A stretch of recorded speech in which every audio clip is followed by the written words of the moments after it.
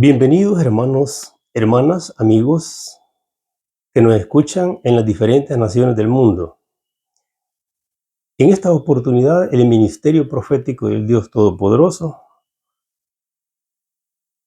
ha tenido bien preparar un estudio sobre lo que es la organización, jerarquía y funcionamiento del reino de los cielos.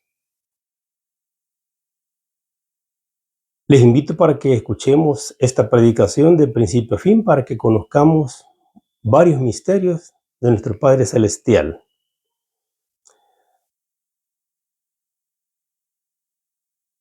Vamos a leer la palabra del Dios Todopoderoso y nos vamos a ir al Salmo 103, versículo 19. Vamos a leerla en el nombre del Padre, del Hijo y del Espíritu Santo y dice así: Jehová estableció en los cielos su trono y su reino domina sobre todo.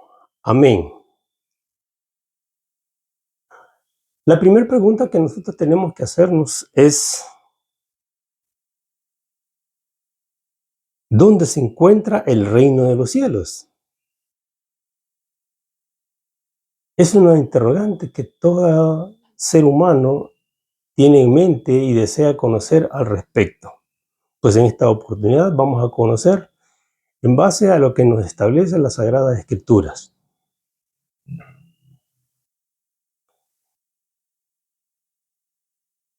El reino de los cielos se encuentra en el tercer cielo. Vamos a leer algunos versículos que confirman esta teoría. Cristo le dijo a sus apóstoles: en la casa de mi Padre muchas moradas hay. Si no fuera así, ya os lo hubiera dicho. Voy a preparar lugar para vosotros. Esto se encuentra en Juan capítulo 14, versículo 2. Pero también Pablo nos hace referencia al reino de los cielos. Y narra él en 2 de Corintios capítulo 12, versículo 2, dice Pablo: conozco a un hombre que hace 14 años fue llevado al tercer cielo.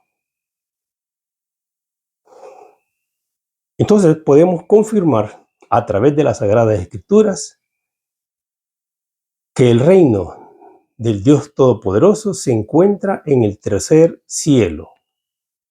Como ya nosotros conocemos, existen tres cielos. El primero es en el cual nosotros podemos ver las nubes. Ese es el primer cielo.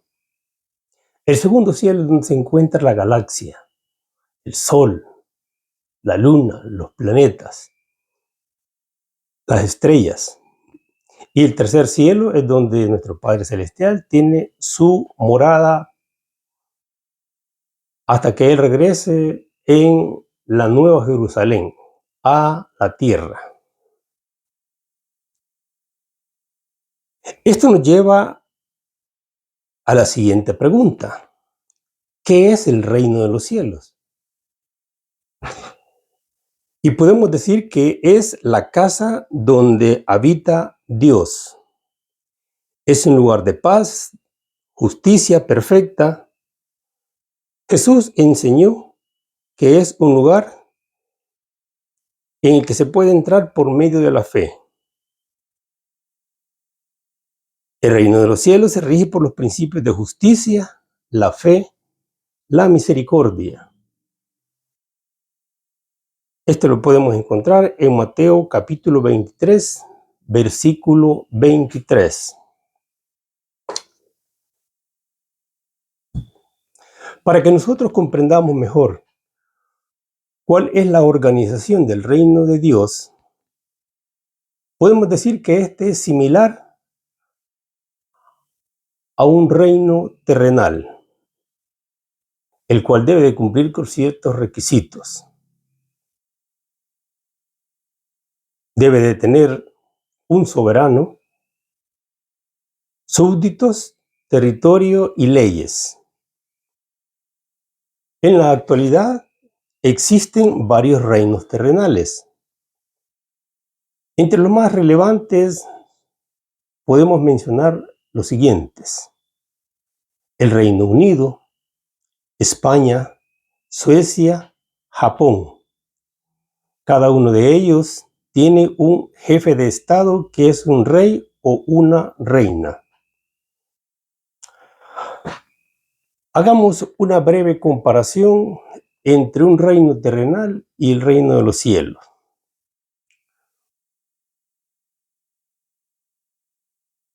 En cada uno de los reinos existe un soberano. El soberano de un reino de los que ya mencionamos es un rey o reina. En el caso del reino de Dios, el soberano es el Dios Padre, el creador del cielo y la tierra, el Dios todopoderoso, el Dios de lo imposible. ¿Quiénes son sus súbditos? En un reino terrenal, los súbditos son todas las personas que nacen en un país, en un reino. En el caso de Dios, sus súbditos somos todos aquellos que creemos en la existencia del Dios Padre, Hijo y Espíritu Santo, y que hacemos la voluntad del Padre.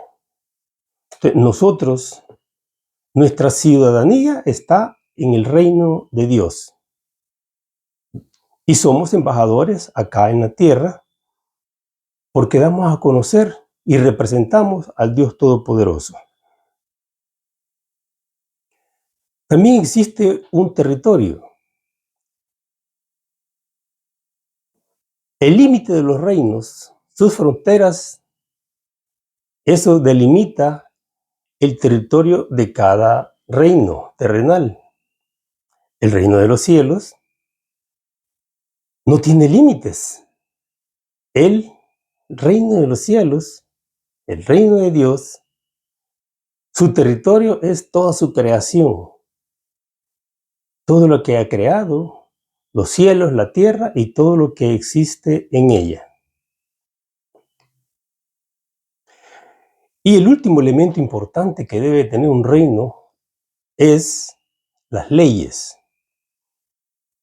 Cada reino tiene sus propias leyes que rigen el buen vivir día a día de las personas.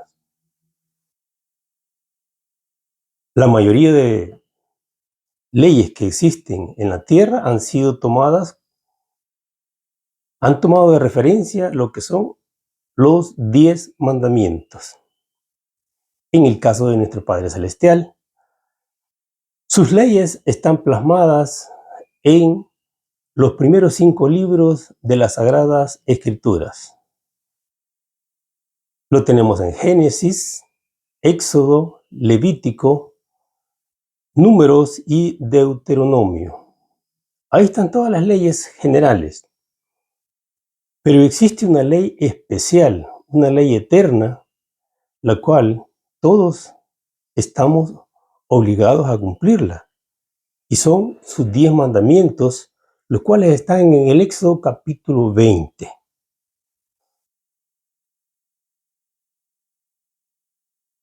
Los cuales vamos a mencionarlos a continuación para que tengamos una idea general de cuáles son estos 10 mandamientos. Es importante decir también que el mismo Señor Cristo Jesús le manifestó a un joven rico que le preguntó cómo podía ingresar al reino de los cielos, alcanzar la eternidad. Y él le dijo: tienes que cumplir la voluntad de nuestro Padre Celestial, tienes que cumplir con sus 10 mandamientos, tienes que cumplir con sus mandamientos. Por eso es necesario que nosotros conozcamos cuáles son ellos. Y los vamos a enumerar en una forma rápida porque esa es la idea y la esencia de esta predicación. Ustedes lo pueden corroborar en el Éxodo capítulo 20, del versículo 1 en adelante. El primero dice: no tendrás otros dioses ajenos delante de mí. No te harás imágenes ni semejanza de lo que existe arriba en el cielo, ni en la tierra, ni en el agua de abajo de la tierra. No tomarás el nombre de Jehová tu Dios. Significa que nosotros no tenemos que andar jurando en el vano en el nombre de Dios. Santificar el día de reposo. Algunas religiones lo realizan un día sábado, otros lo realizan el día domingo.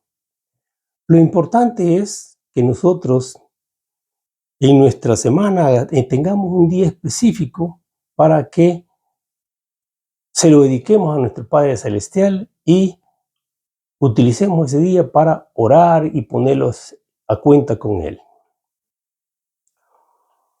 Honrar al padre y madre. No matar. No hurtar. No cometer adulterio. No hablar falsos testimonios en contra de nuestro prójimo. No codiciar la mujer del prójimo y todos sus bienes. Esa es una ley especial que existe desde la creación y que fue entregada a Moisés en el monte Sinaí después que ellos salieron del cautiverio que tenían en Egipto. Bueno, ya teniendo una idea general de cómo es la organización del reino de los cielos, hablaremos sobre cómo es su estructura jerárquica y funciones. Para ello nos vamos a auxiliar de algunos versículos. Entre los más relevantes podemos mencionar los siguientes. En Primera de Juan, capítulo 5, versículo 7, nos enseña que en el cielo existen tres seres espirituales, y que ellos son los que dan testimonio en el cielo.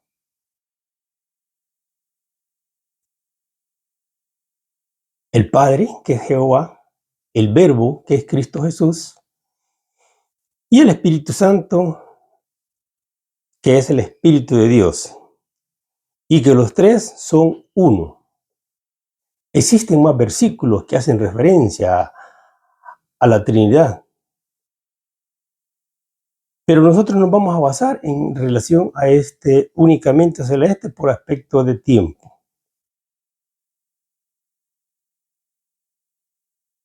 Con esto podemos afirmar la existencia de Dios Padre, Dios Hijo y Dios Espíritu Santo.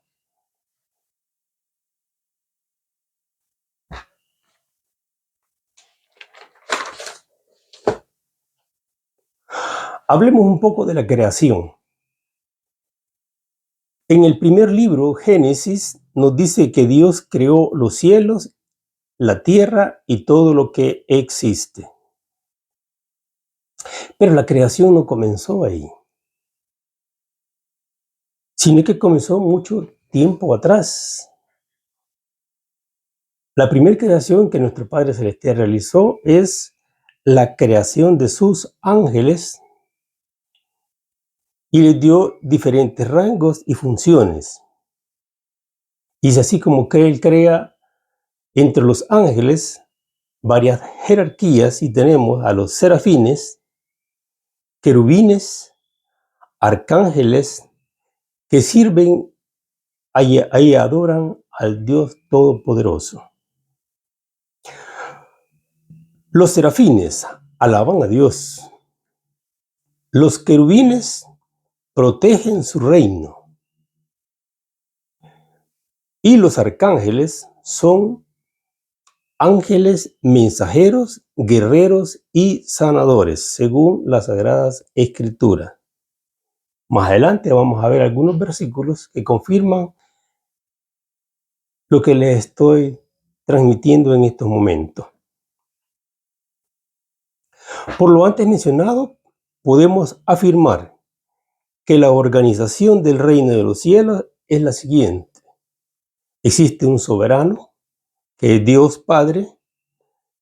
Existe el Señor Cristo Jesús, quien es el Dios Hijo, existe el Espíritu Santo, que es el Espíritu de Dios.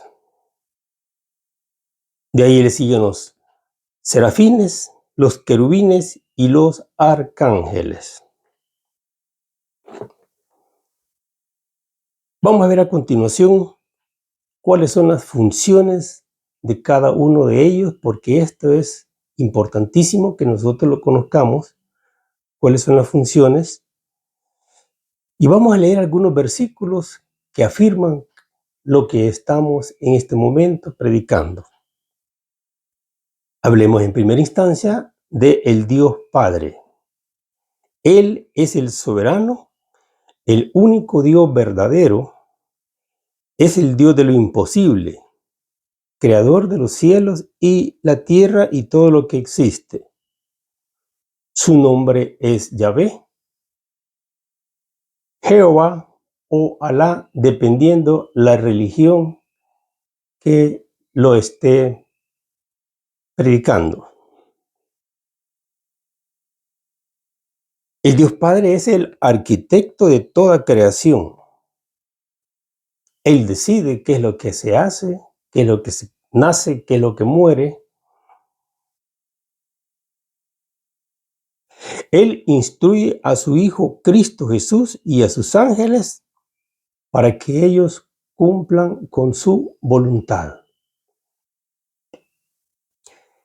Veamos qué nos enseña el libro de Isaías, capítulo 45, versículo 5. Dice: yo soy Jehová. Cada Biblia menciona el nombre diferente. En las Biblias católicas dice Yahvé, en las Biblias de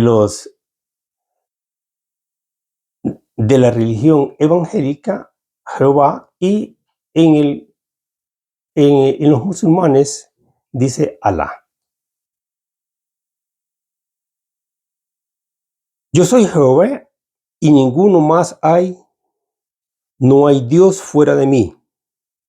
Yo hago la paz y la adversidad. Yo soy el que hago esto. Entonces él se está, a través de este versículo, de este pronunciamiento que le hizo él directamente a Isaías, él se está proclamando que es el único Dios verdadero. Porque si nosotros conocemos y buscamos y leemos la historia de las diferentes civilizaciones, podemos ver que existe una gran infinidad de llamados dioses que la humanidad, que la gente los adoraba y les pedía, pero ellos eran simplemente estatuas que no tenían ningún poder. Hablemos sobre Cristo Jesús. Él es el Dios Hijo. Él es el Hijo de Dios, quien por instrucciones del Padre creó todo lo que existe, visible e invisible. Él cumple la voluntad del Padre en los cielos y en la tierra. ¿Por qué hacemos esta afirmación? Porque en el libro de Juan, capítulo 6, versículo 38, Jesucristo manifestó lo siguiente: he descendido del cielo no para hacer mi voluntad, sino la voluntad del que me envió. Entonces, así como Cristo Jesús en la tierra hacía la voluntad del Padre, no nos queda la menor duda que Él en el reino de los cielos, Él se apega estrictamente a la voluntad, a las órdenes y a las instrucciones que emana del Dios Padre. También en el libro de Colosenses, capítulo 1, versículo 17, describe cuáles son las funciones más importantes que tiene Cristo Jesús. Les invito para que lo lean detenidamente. Yo solamente les voy a hacer unas referencias para que ustedes tengan algunas ideas al respecto. Lo primero que nos enseña en este capítulo 1 es, del 15 en adelante, que Jesucristo es la imagen del Dios visible. Uno de sus apóstoles le dijo: enséñanos a nuestro Padre, al Dios. Y él, un poco incómodo, le contesta: tanto tiempo que he estado con ustedes y no me conocen. El que me conoce a mí, conoce al Padre. Entonces él estaba diciendo que nuestro Padre Celestial tiene la misma imagen, una imagen de un ser humano. También dice que Cristo es el primogénito de toda creación. ¿Qué significa esto? Que Cristo fue antes de todo lo que se creó y que Él tiene autoridad sobre todo lo creado.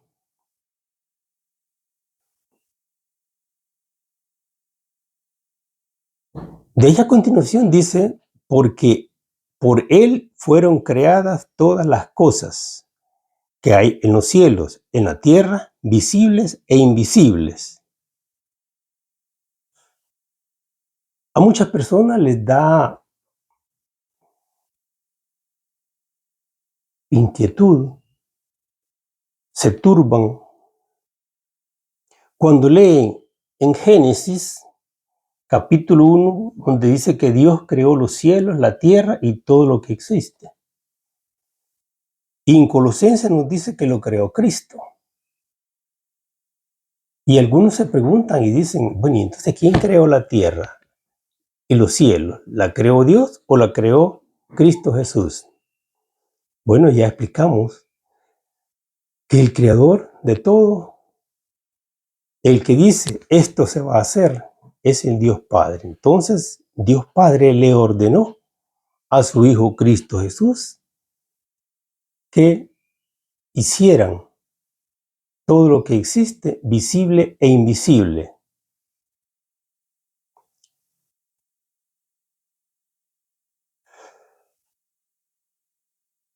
Otra función importantísima que tiene el Dios Hijo, Cristo Jesús, es que todas las cosas en Él subsisten. ¿Qué significa eso?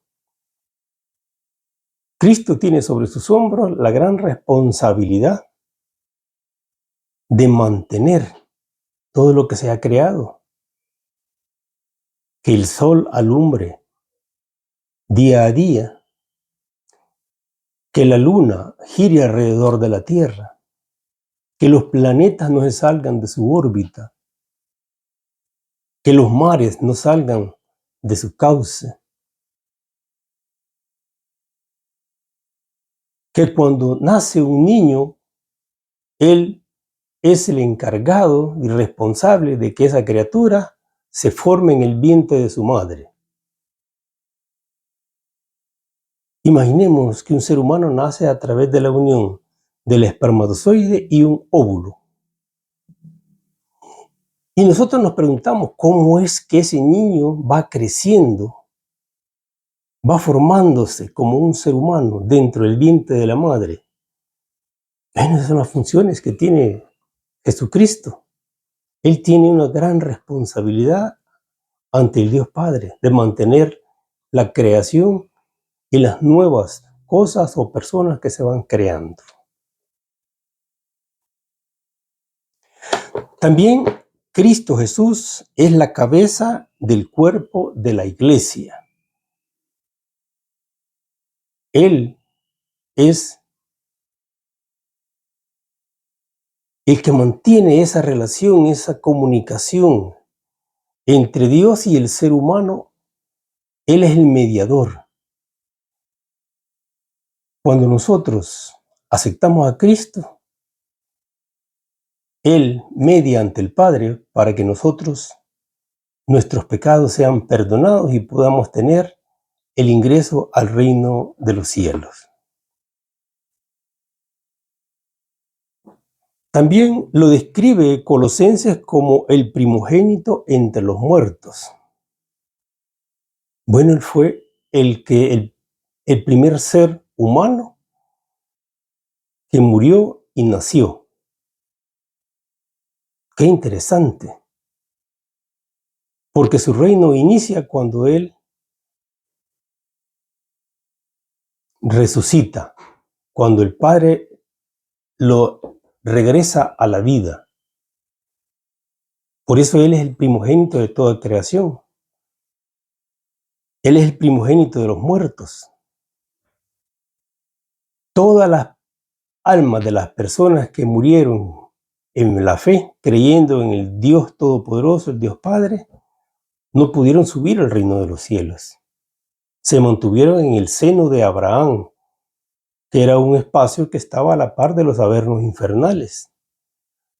Entonces, esas almas, desde Adán hasta que Cristo falleció, que creían en el Dios Padre, se encontraban en ese lugar. Por eso le llamaban el seno de Abraham. Pero cuando Jesucristo resucita, Él lleva a todas esas almas al reino de los cielos. Y a partir de ese momento, toda persona que muere en la fe, creyendo en el Dios Padre, Hijo y Espíritu Santo y cumpliendo la voluntad del Dios Todopoderoso, inmediatamente su alma sube a la presencia de Dios. En el libro de Juan, capítulo 14, versículo 6, Cristo nos enseña que Él es el único camino para llegar al Padre y que nadie puede llegar al Padre si no es por medio de Él. Es lamentable, muchas personas creen en Dios. Ahí incluimos todas las religiones que creen solo en Dios, pero que no creen en Cristo y que no aceptan a Cristo. Se van a quedar, no van a poder llegar al reino de los cielos. Porque como dice Cristo, yo soy el único camino para llegar al Padre. Ahí es que es necesario que hagamos ese comentario en esta oportunidad para que todas las personas que quieren llegar a la presencia de Dios, que quieran salvar su alma, acepten a Cristo, arrepientan de sus pecados y con ello van a llegar a la presencia de Dios Todopoderoso. Ok, hablemos ahora del Espíritu Santo. Él es el Dios Espíritu Santo. Él es el Espíritu de Dios. Es el tercer miembro de la Trinidad. Él tiene los mismos atributos del Padre y del Hijo. Él es omnipresente. En el Salmo 139, capítulo 7 al 10, ahí nos da a conocer que Él está presente en todas partes. El salmista dice, si voy al cielo, ahí estás. Si voy a los avernos infernales, ahí estás tú. Así dice nuestro Padre Celestial. Que el Espíritu Santo está presente en cada uno de los lugares. Y Él conoce nuestro interior. Así como lo dice en 1 Corintios, capítulo 2, versículos 10 y 11. Dice que el Espíritu de Dios todo lo escudriña, aún lo profundo de Dios. Imagínense quién es el Espíritu Santo, que conoce hasta los pensamientos y las cosas de Dios. ¿cómo no va a conocer Él lo que nosotros pensamos, lo que nosotros sentimos, lo que nosotros queremos hacer? Él conoce todo. El Espíritu Santo tiene varias funciones principales. Entre ellas podemos mencionar las siguientes. Nos guía en el día a día, nos enseña, nos da poder para servir a Dios, nos ayuda a entender la Biblia, concede los dones a las personas, a los elegidos por Dios para su gloria. En el libro de Juan, capítulo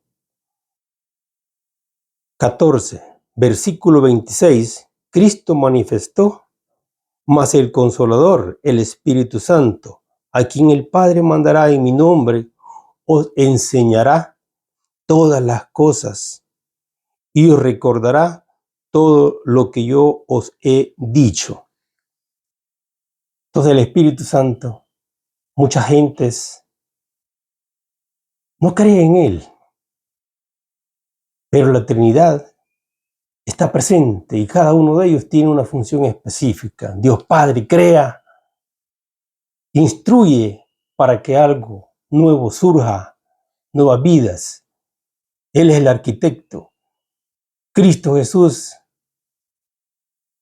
es quien ejecuta la voluntad del Padre.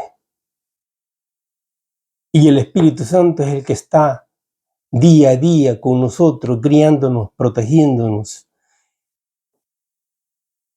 iluminándonos para que nosotros conozcamos las Sagradas Escrituras. Bien, hablemos ahora de los serafines. Los serafines son ángeles que adoran a Dios.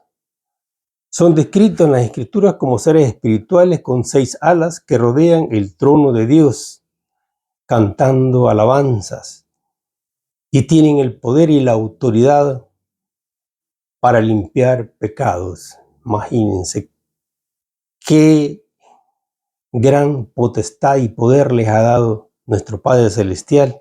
Y esto lo pueden confirmar ustedes en Isaías capítulo 6, versículo 2 al 7, en donde dice que cuando Dios se le reveló a Isaías, uno de ellos tomó un carbón encendido y lo pasó en la boca de Isaías para que todos sus pecados fueran perdonados, para que él pudiera iniciar el ministerio que Dios le iba a encomendar a partir de ese momento. En Apocalipsis capítulo 4, versículos 6 al 8, también nos hacen referencia a los serafines y hablan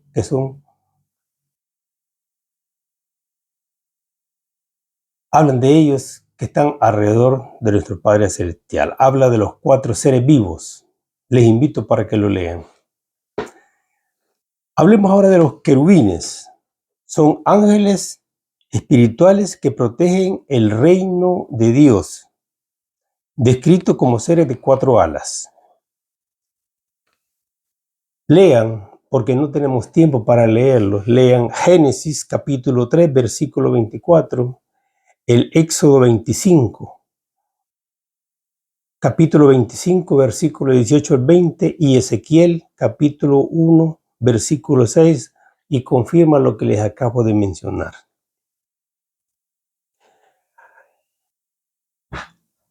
Para que veamos que los querubines son seres que el Padre les ha dado una gran potestad y les ha dado la misión de protectores.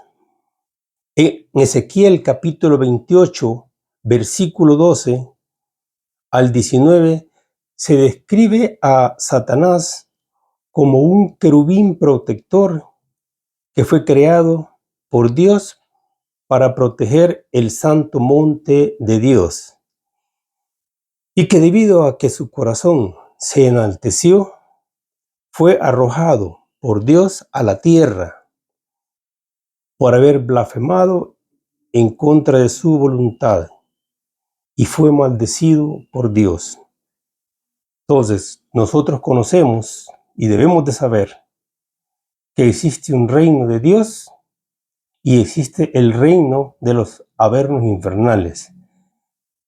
Y su líder es Satanás. Y que él fue un querubín protector creado por Dios para servirle. Hablemos ahora de los arcángeles. Los arcángeles son ángeles al servicio de Dios que tienen funciones de guerreros, mensajeros y sanadores.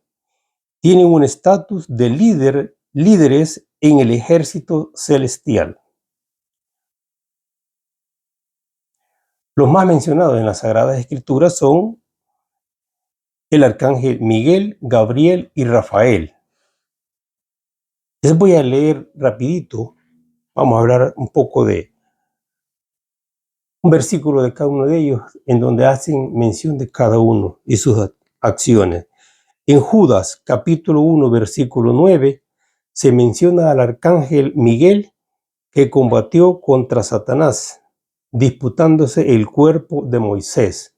Recordemos que Moisés no logró entrar a la tierra prometida y en esa ocasión, pues, el arcángel Miguel disputaron el cuerpo de Moisés.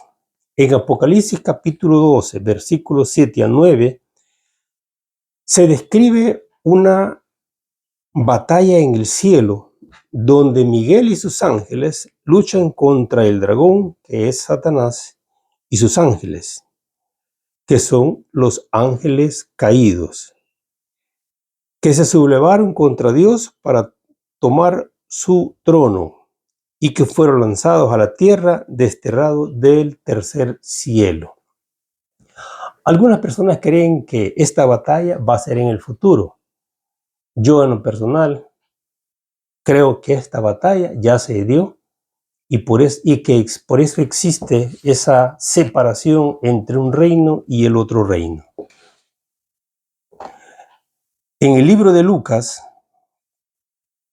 capítulo 1, versículo 26 al 38, nos habla del arcángel Gabriel y nos enseña que él se le presentó a la Virgen María y le manifestó que ella había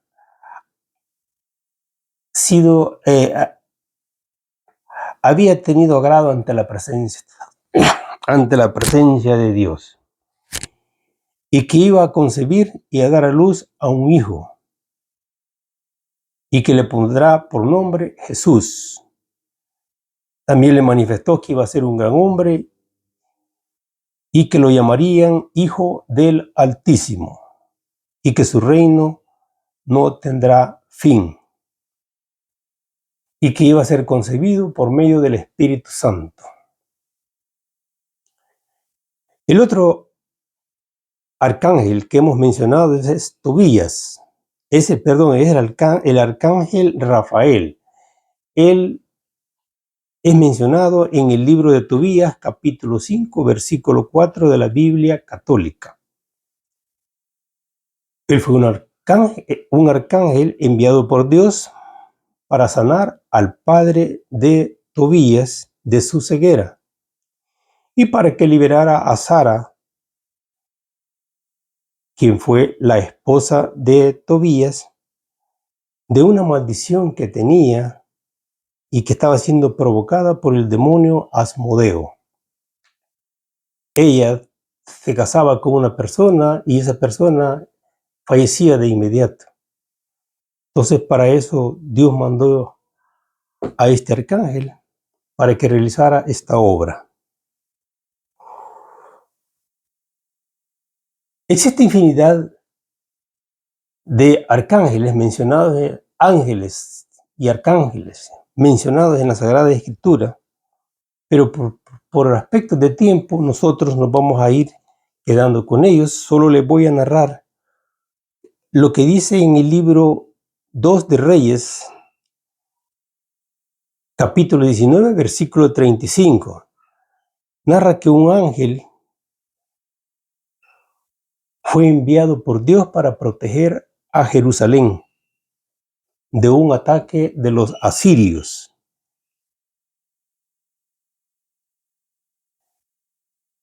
Este ángel en una noche mató a 185,000 soldados asirios y eso ocasionó que el rey ordenara que inmediatamente el ejército se retirara de los alrededores de Jerusalén. En Mateo capítulo 26, versículo 52 al 53, Cristo nos enseña de la existencia de los ángeles en el cielo. Y esto fue la noche en que él fue capturado, cuando él le dijo a Pedro que envainara su espada con la que le cortó la oreja a un sirviente del sumo sacerdote. Y le manifestó: ¿acaso piensas que no puedo orar ahora a mi Padre y que él no me mandaría más de 12 legiones de ángeles? ¿Ok? Entonces podemos ver, algunas personas pueden creer que los ángeles no son reales, pero las Sagradas Escrituras, la palabra de Dios no miente, y mucho menos Cristo Jesús. Y Él manifestó la existencia de los ángeles en el reino de los cielos. Vamos a concluir esta predicación diciendo que el reino de Dios es un reino que se encuentra en el tercer cielo y que éste se manifiesta en cada ser humano que acepta a Cristo como su Salvador y único camino para poder llegar a la presencia del Padre. Que el reino de Dios está basado en lo que es la justicia, la fe, la misericordia, el amor, la paz para con los demás. En relación a la organización del reino de Dios, podemos decir que Él está organizado por un supremo Dios Padre, Dios Hijo, Dios Espíritu Santo, serafines, querubines y ángeles. Agradezco su atención, deseando de todo corazón que esta predicación sea de crecimiento espiritual y de crecimiento en conocimientos.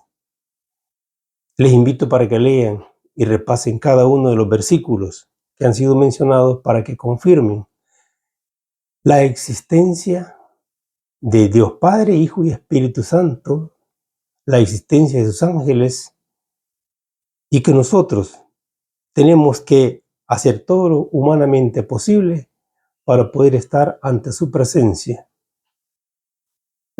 Para aquellos que no han recibido a Cristo, recordemos que Él es el único camino para llegar a la presencia del Padre. Toda persona que no acepte a Cristo no va a poder llegar al reino de Dios, no va a poder alcanzar la vida eterna y como consecuencia va a ir a parar a los avernos infernales. Gracias por su atención, que Dios les bendiga y nos vemos en la próxima predicación.